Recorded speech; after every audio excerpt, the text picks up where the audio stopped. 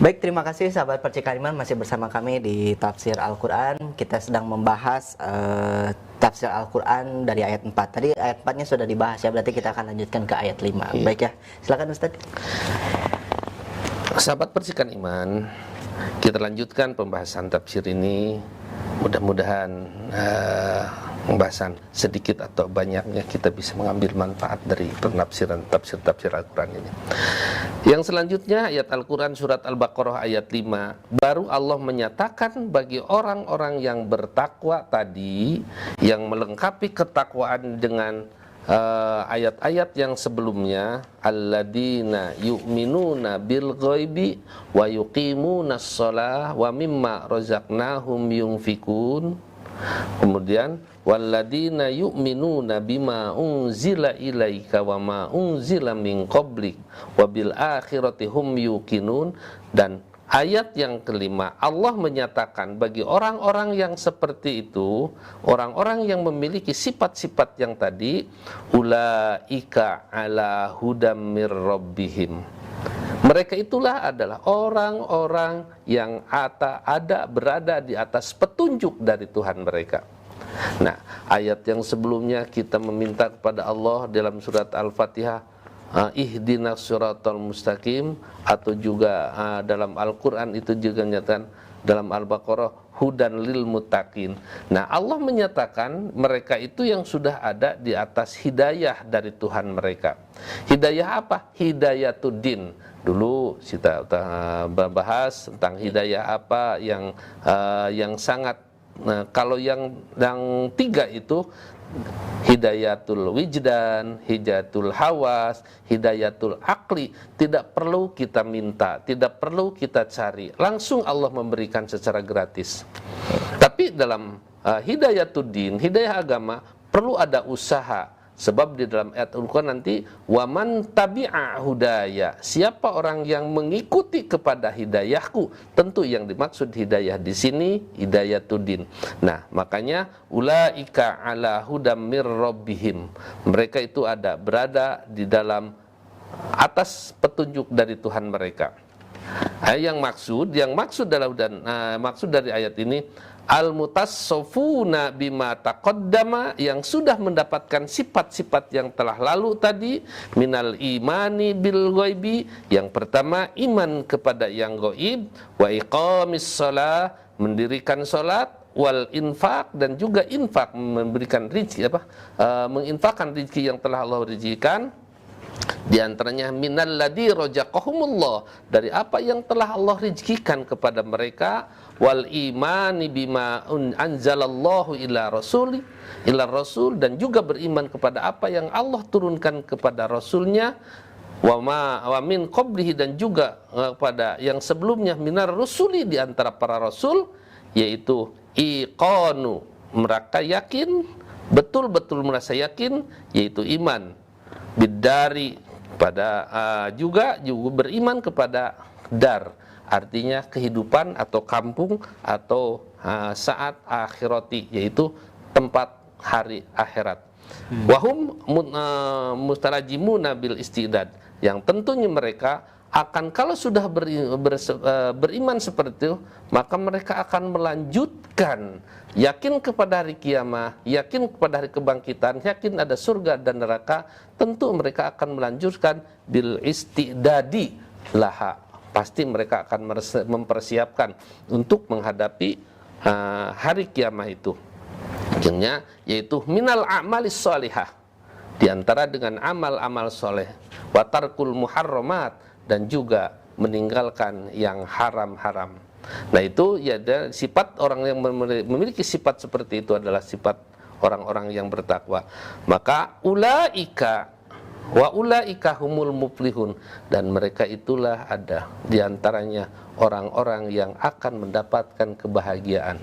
Kebahagiaan bukan kebahagiaan dunia, tapi yang lebih hakiki adalah kebahagiaan akhirat, yaitu ala nurin, di atas hidayah, kemudian di atas cahaya, wabayanin, wabashiratin, di atas penjelasan, dan basirah, pandangan, dan yaitu minallahi, dari Allah.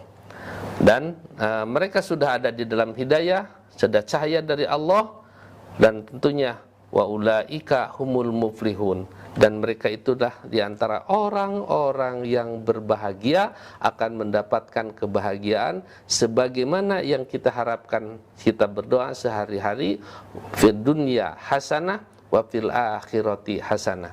Tentunya dunia hasanah di sini belum tentu bisa mengantarkan kepada akhirat hasanah.